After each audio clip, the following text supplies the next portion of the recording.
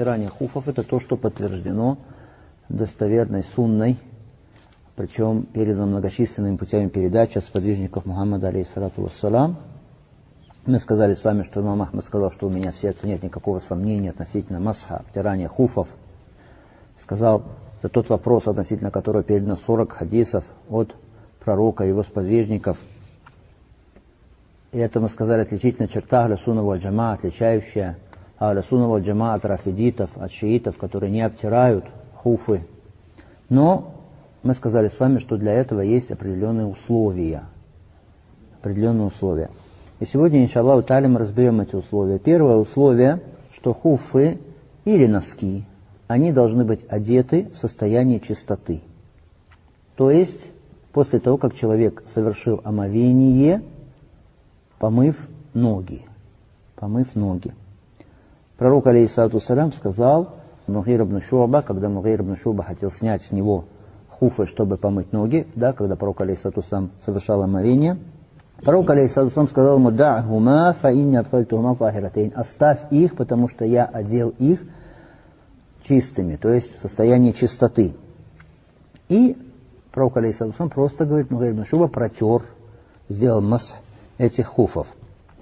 И здесь важно отметить также, что сюда входит не только та чистота, которая достигается человеком посредством обмывания ног, да, то есть совершение малого омовения с обмыванием ног. Но сюда входит и та чистота, или то омовение, которое совершает человек, обтирая хуфы.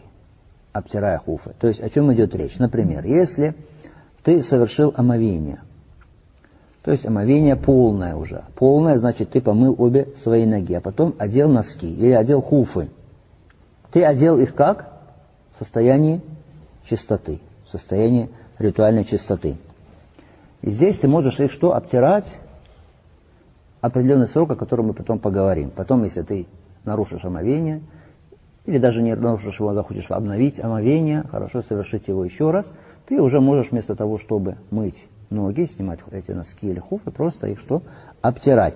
Но если ты одел носки, хорошо, и уже ты их протер, хорошо, то есть ты совершил омовение, помыл ноги, потом одел носки, потом ты испортил омовение, хорошо, потом совершил его заново, но в этот раз ты уже как совершил его? Обтерев носки, совершив масх, а потом тебе понадобилось одеть другие носки. Хорошо, то есть вторые носки поверх этих носков. И ты одел их поверх вот этих вот первых носков, которые ты уже обтер. Ты одел сейчас их, находясь в состоянии ритуальной чистоты. Хорошо? Значит, ты можешь продолжать обтирать носки, но только ты уже будешь обтирать какие? Те вторые носки, которые надеты сверху, но только здесь важное уточнение. Срок обтирание начинается от обтирания первых носков.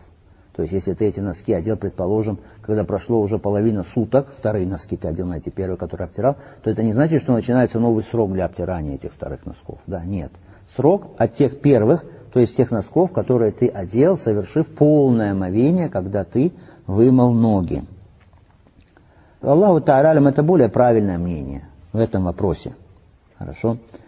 Что если ты одел хуфы поверх хуфов, которые ты уже обтираешь, то тогда ты можешь обтирать на те, которые сверху, но срок отсчитывается от первых, от нижних, да, хуфов или от нижних носков. И здесь другой вопрос. А если у человека было двое носков, и он обтирал на верхние, а потом он снял верхние, может ли он обтирать нижние теперь? То есть человек совершил полное омовение, одел сразу две пары носков на себя. Верхние и нижние. Стал обтирать верхние, а потом решил снять верхние носки. Может ли он обтирать теперь нижние носки, продолжать вот этот вот срок начатый, да, от обтирания верхних носков? Аллаху Та'аля более правильное мнение, что можно. Хорошо, потому что если бы, например, на человеке были бы хуфы, и потом бы так бы получилось, что он содрал бы часть кожи, хорошо, сверху, немножечко бы содрал какой-то слой. Сказали бы мы, что нельзя теперь ему обтирать? Сказали бы? Нет, не сказали. Поэтому здесь тоже как бы что? Просто поверхностный слой, что содран, сняты эти поверхностные носки, но все равно нога покрыта еще, да, тем, чем он их покрыл. Поэтому можно обтирать. Валлаху та'аля алям. Но здесь еще важно уточнить, что то состояние чистоты ритуальной, которое он получил, это должно быть ритуальное омовение, совершенное водой. Хорошо? Если человек одел хуфы после того, как совершил тагара, то есть очищение землей, то есть таеммум, то тогда он не может обтирать на хуфы. Хорошо? То есть человек сказал, вот я же одел их, когда я совершил таеммум, я потом одел. Теперь, поэтому я уже, когда воду нашел, могу теперь не снимать их, а что? Обтирать просто. Мы скажем, нет, ты же их одел, что? Не состояние ритуальной чистоты, которое было получено чем? Путем омовения водой, да, а путем таеммума. Поэтому ты не можешь на них обтирать.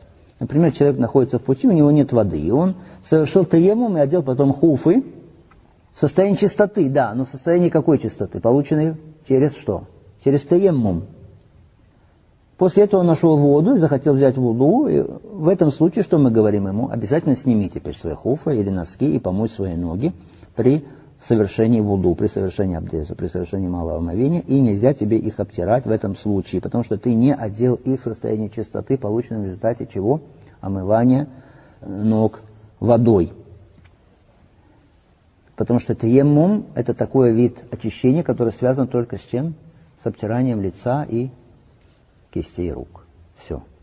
Итак, это было первое условие. Первое условие заключалось в чем?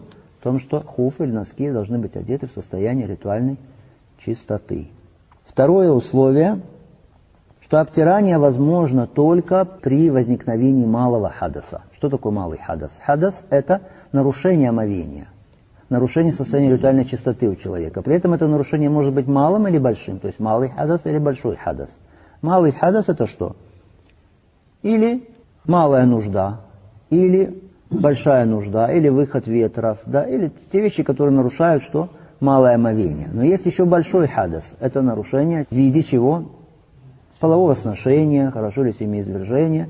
Это уже будет большой хадас. Так вот, масх возможен только при совершении омовения после чего? После малого хадаса. Для того, чтобы выйти из малого хадаса. Но из большого хадаса, при выходе из большого хадаса, то есть при совершении гусля, масх хуфейн или носков не совершается. Какое доказательство здесь? Доказательство в хадисе Сафвана ибн Асаля. Илля мин джанаба сказано. Кроме, Сафван ибн Асаль передает, да, пророк совсем что и приказывал, кроме состояния джанаба. От джанаба нет, но после большой и малой нужды, и после сна, да. Поэтому если человек оказался в состоянии джанаба, тогда ему недостаточно обтирать, протереть просто что свои носки, когда он берет гусль или свои хуфы. Обязательно должен их снять и помыть ноги. Почему? Потому что вообще большое омовение, в нем нет вообще масха. Большое омовение, в нем нет обтирания вообще. Обтирание в нем возможно, говорят некоторые ученые, только что, если есть крайняя необходимость обтирания на что? На шины или на повязки какие-то, которые есть у человека на ранах там, или на переломах. Даже голова при совершении большого омовения что? Она не обтирается, в отличие от малого, она моется. Волос моется. Обязательно его нужно мыть, а при малом обтирать. И вообще джанаба, очищение от него, оно еще более обязательно. Хорошо, еще более обязательно. И хадас его, он большой, он больше. Поэтому здесь обязательно нужно мыть ноги и обтирать хуфы нельзя. То есть на это указывает и доводы шариата, хадис, что нельзя, и указывает что? То есть смысл сам указывает на то, что это не делается. Так это было второе условие. Третье условие, что масх может совершаться и должен совершаться в течение определенного срока, который установил пророк алейхиссалату вассалям. Если человек находится дома, не в пути, то этот срок длится сколько? 1 день и 1 ночь, то есть сутки. Сутки это значит суток вот сегодня, хорошо, до такого же времени завтра. Но теперь вопрос, когда начинается срок обтирания? Когда начинается срок обтирания? Правильное мнение, что срок обтирания начинается с первого обтирания. Когда вот первый раз человек обтер, может быть, он, например, взял омовение, помыл ноги, одел носки, потом ходил, может быть, полдня, не нарушая омовение. Хорошо, потом только нарушил его и совершил только аж, например, под вечер, что? Первое обтирание. Тогда срок начинается вот с этого вот первого обтирания. Сутки начинаются с первого обтирания. Почему? Потому что до этого человек не назывался обтирающим. Хорошо? Сказано, что обтирание длится. До этого же он не обтирал еще. Обтирание только началось сейчас, он обтирающий с этого момента. Если же он путник, то тогда срок длится 3 дня и 3 ночи, то есть 3 суток. И на это указывает также хадис Али ибн Аби Талиба, ради Аллаху та'аля ан, который приводится в Сахих Муслим, где сказано: «Джа'ля Расулуллахи саллаллаху алейхи вассалям салясата айямин ва лаялихунна лиль мусафир ва йоман ва лейлатан лиль муким». Установил пророк алейхиссалату вассалям 3 дня и 3 ночи для путника и 1 день и 1 ночь для местного. То есть установил в чем? В масхе, в обтирании хуфейнов и носков. Если заканчивается срок обтирания, то тогда уже человек не имеет права обтирать. Он должен снять теперь свои носки или хуфы и помыть стопы. Хорошо? Туфли тоже сюда входят. То есть обувь тоже можно обтирать. Хорошо, потому что тоже все в значении хуф. Но если, предположим, человек обтер, осталось до окончания суток обтирания, предположим, полчаса, и он совершил омовение и обтер хуфы. Хорошо? Потом через час наступило, предположим, время намаза. Может ли он совершать намаз с этим омовением, или омовение уже нарушилось с окончанием срока? Нет, окончание срока не нарушает омовение. Окончание срока нарушает только что? Возможность еще раз при вуду обтереть. А твое вуду, оно действительно, абдес не нарушен, пока ты что? Не испортишь его посредством того, что указано в доводах. То есть продолжаешь находиться в состоянии чистоты, пока не испортишь омовение. Если еще раз потом захочешь взять вуду, то здесь уже все. Здесь уже должен будешь помыть ноги.